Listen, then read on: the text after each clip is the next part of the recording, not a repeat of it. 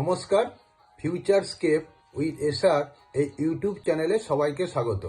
আসন্ন এনএমএমএস পরীক্ষার জন্য 2025 সালে আজকে আমার তৃতীয় পর্ব এবং এইগুলি সবই লাস্ট মিনিট সাজেশনের আওতায় পড়বে। এইগুলি খুব ভালো করে শেষ পর্যন্ত ভিডিওটি শুনতে হবে এবং সবাইকে সাবস্ক্রাইব করে রাখতে হবে এবং পুরনো ভিডিওগুলিও ভালো করে শুনতে হবে। আগামী দিনে আমি আরও কিছু পরীক্ষার আগে ভিডিও দেওয়ার চেষ্টা করব। তো বারবার বলা হচ্ছে এটা কিন্তু লাস্ট মিনিট সাজেশন, এগুলি ভালো করে করলেই সাফল্য পাওয়ার সম্ভাবনা অনেকটা বেশি থাকবে।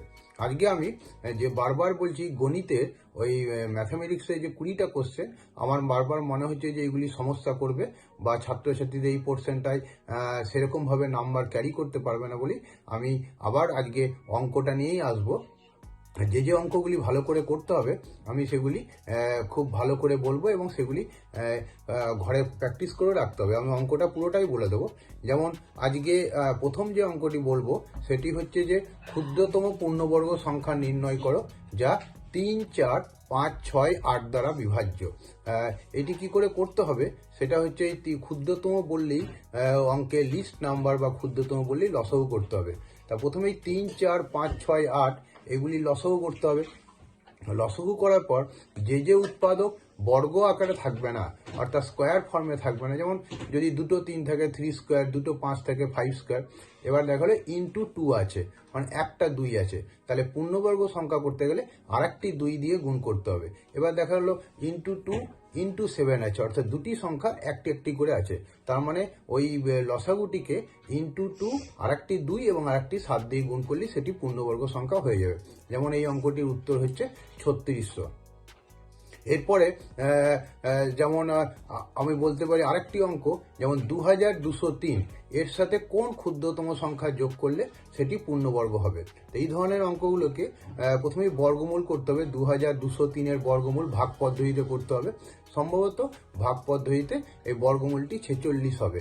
যখনই যোগ করতে বলবে, কোনো ক্ষুদ্রতম সংখ্যা যোগ করতে বলবে পূর্ণবর্গ হওয়ার জন্য, তখন ওই বর্গমূল যে 46 হলো বা যাহাই হোক তার ঠিক পরের সংখ্যার বর্গ করতে হবে। মানে 47 স্কোয়ার মানে যা বর্গমূল হবে তার সঙ্গে +1। 47 স্কোয়ার 47-এর স্কোয়ার মানে 2209 হবে। অর্থাৎ 2203 ছিল, 2209 হলো, মানে 6 যোগ করতে হবে।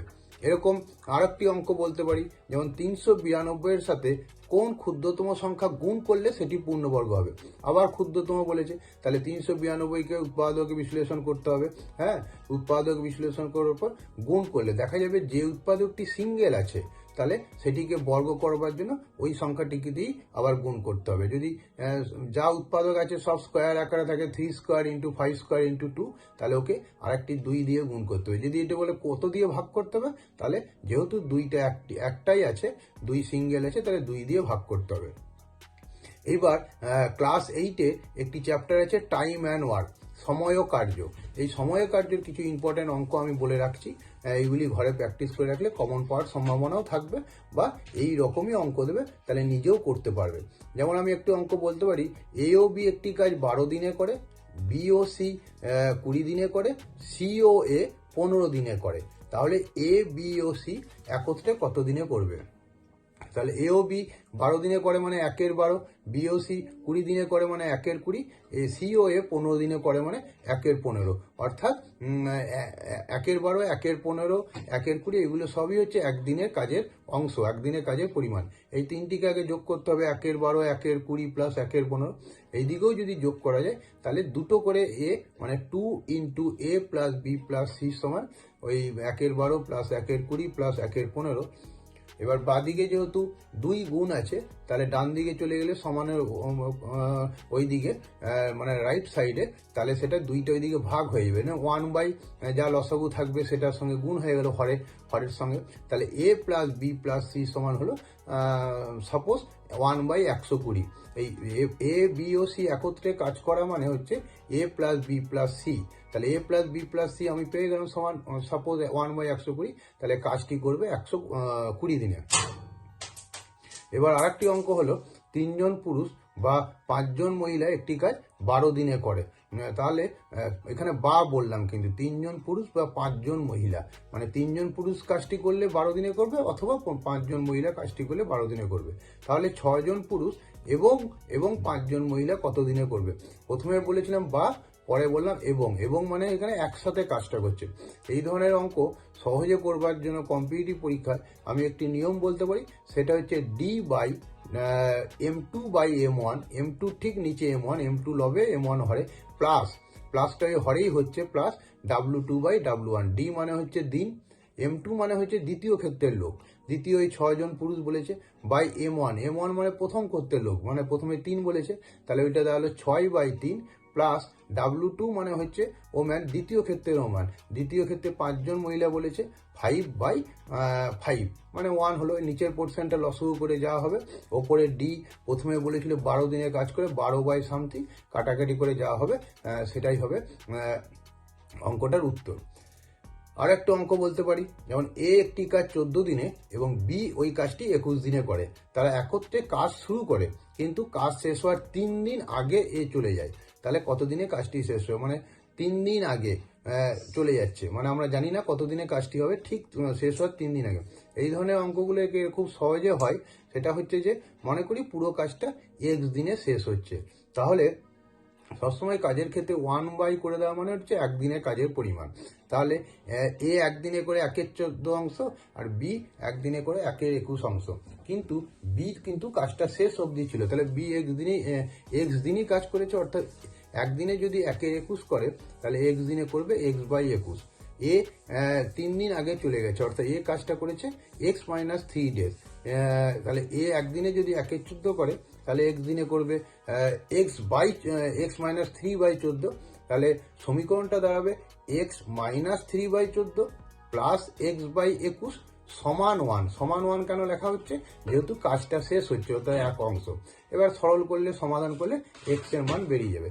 কাজ শেষ হওয়ার আগে গেলে এই পদ্ধতিটা হচ্ছে সবচেয়ে সহজতম, এই পদ্ধতিটা ফলো করবে X-some days। এবার একটা অঙ্ক কাজের ক্ষেত্রে বলতে পারি, A একটি কাজ 30 দিনে করে, B ওই কাজটি 40 দিনে করে, তাহলে একত্রে কাজ করলে 7,000 টাকা মজুরি পায়। A একা যদি কাজ করতো, কাজটা 30 দিনে করে, B একা কাজটা করলে 40 দিনে করে, কিন্তু তারা একসঙ্গে কাজ করবে বলে মনস্থির করলো এবং 7,000 টাকা মজুরি পেল।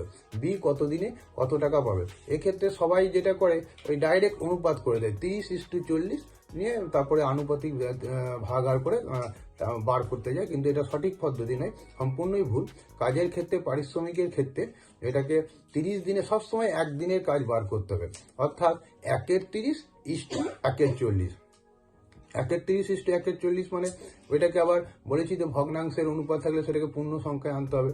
30:40, 1/30:1/40 মানে ওইটাকে 120 দিয়ে গুণ করে দিলে কত হবে?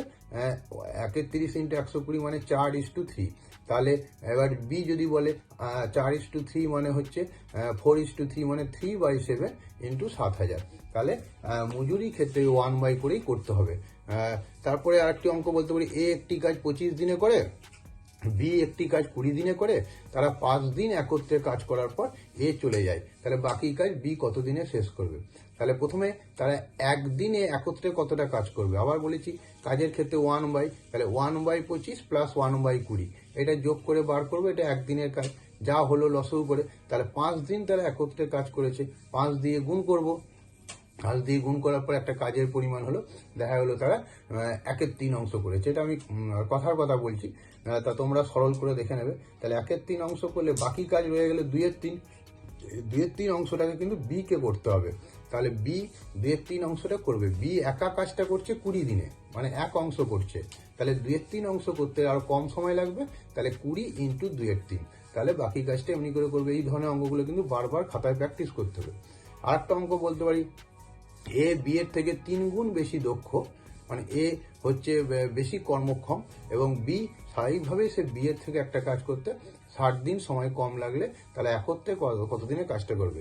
A দক্ষ। এই ধরনের অঙ্কগুলো কি করতে হয়, যে দক্ষ, মনে করো তুমি কারো থেকে অঙ্কটা করতে, অঙ্কে দক্ষ, তাহলে কারো থেকে অঙ্কটা করতে সময় কম লাগবে, যে দক্ষ তাকে কিন্তু কম দিন ধরতে হবে। তাহলে A যদি X দিনে করে, B কাজটা করবে 3X দিনে, তাদের মধ্যে অন্তর 60, তাহলে 3X - X = 60, 2x সমান 60, x সমান 3, তার মানে x সমান 30, তার মানে এ কাজটা করে 30 দিনে আর বি করছে তাহলে 3x মানে হচ্ছে 90 ডেজে একত্রে কাজ করবে।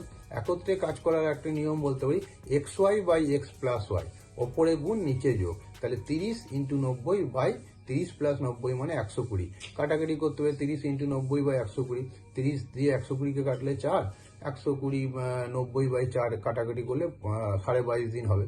তাহলে আবার এখানে একটি জিনিস আমি সংযোজন করে দিলাম, নতুন জিনিস বললাম, সেটা হচ্ছে একত্রে কাজ করার নিয়ম হচ্ছে xy by x plus y, আরও মনে রাখার নিয়ম হচ্ছে ওপরে গুণ নিচে যোগ।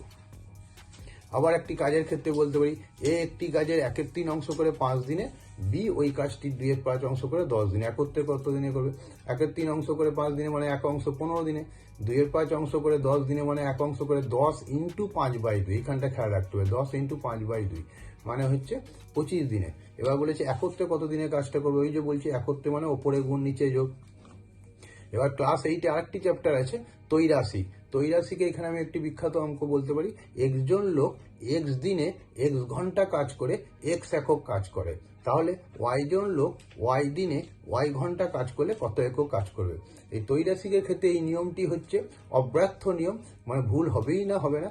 m1 d1 আমি আগের ভিডিওতে বলেছিলাম m1 d1 t1 w2 সমান m2 d2 t2 w1, অর্থাৎ কাজটা ব্যস্ত অনুপাতিক থাকবে m1 d1। এবার যেমন যেমন আছে বসিয়ে দিতে হবে, শুধু দ্বিতীয় ক্ষেত্রের কাজটাকে বাঁ দিকে আর প্রথম ক্ষেত্রের কাজটাকে ডান দিকে বলবে। দ্বিতীয় ক্ষেত্রের কাজটা এখানে বার করতে দিয়েছে, তাহলে w2ই থেকে যাবে। আবার সূত্রটা বলছি m1 d1 t1 w2 সমান m2 d2 t2 w1। তৈরাশিক পদ্ধতিতে এই নিয়মটি খুবই সুন্দর। তারপর আরেকটি অঙ্ক বলছি, এটা তো সবাই জানবে, এটা আমি ব্যাখ্যা করব না। একটি ব্যারাকে মনে করো বা তাঁবুতে 4,000 জন লোকের 190 দিনে খাবার মজুদ আছে। 30 দিন পর 800 জন লোক অন্যত্র চলে গেল, বাকি খাদ্যে বাকি লোকদের কতদিন চলবে? এই অঙ্কটা নিজেরা করে নেবে। উত্তর হবে 200, উত্তরটা বলে ফেললাম। আরেকটি অঙ্ক বলছি, তৈরাশিকে 20 জন লোক একটি কাজে 1/3 অংশ করে 20 দিনে। এই অঙ্কটা ভালো করে করবে। 20 জন লোক একটি কাজে 1/3 অংশ করে 20 দিনে, বাকি কাজ আরও 25 দিনে করতে গেলে কতজন অতিরিক্ত লোক লাগবে? অনেকে ওই অতিরিক্তটা লাস্টে বিয়োগ করে না, অনেক ছাত্রই তাড়াতাড়ি করতে গিয়ে কিন্তু যে উত্তরটা বেরোবে তার থেকে 20 জন লোক প্রথমে ছিল, এটা বিয়োগ করতে হবে। 20 জন লোক একটি কাজের 1/3 অংশ করে 20 দিনে, বাকি কাজ আরও 25 দিনে করতে কতজন অতিরিক্ত লোক লাগবে? আরেকটা অঙ্ক বলছি, 6 জন লোক 8 ঘন্টা করে কাজ করে সপ্তাহে 16,800 টাকা আয় করে। 6 জন লোক যদি 8 ঘন্টা করে কাজ করে তাহলে সপ্তাহে 16,800 টাকা আয় করে। 9 জন লোক 6 ঘন্টা করে কাজ করলে সপ্তাহে কত টাকা আয় করবে? এখানে যেমন লোক বাড়ছে, 6 জন ছিল 9 জন, আবার তাহলে বেশি টাকা আয় করবে, তার মানে এটা ডাইরেক্ট অনুপাত আছে। আবার যদি সময় এখানে কমে গেল, প্রথমে 8 ঘন্টা কাজ করছিল, পরে 6 ঘন্টা, তাহলে লেস আওয়ার, তাহলে লেস আর্নিং হবে, টাকাটাও কম রোজগার করবে, এটাও ডাইরেক্ট অনুপাত। তাহলে এটা তো করবে তৈরাশিকে যেমন আছে, মানে উত্তর হবে সম্ভবত 18,900। এবার ক্লাস 7-এ অনুপাত আছে। অনুপাতের তো আমি বলেছি অঙ্ক আসবেই আসবে। আমি একটি অঙ্ক বললাম, বলছি a:b সমান 2:3, b:c সমান 4:5, c:d সমান 6:7 হলে a:d সমান কত? যদি প্রথম আর শেষটার অনুপাত দেয়, a:d মাঝের b আর c বলবো না, তাহলে ডাইরেক্ট অনুপাতগুলো গুণ করে দিলে উত্তর হবে। এটা একটা কায়দা। মানে 2:3 বলেছে মানে 2/3, ইন্টু 4:5 বলেছে 4/5, ইন্টু 6:7 বলেছে 6/7, কাটাকাটি করে যা পড়ে থাকবে লব/হরে হরে সেটাই অনুপাত। তাহলে প্রথম আর শেষের অনুপাত বললে ডাইরেক্ট গুণ করে দেবে।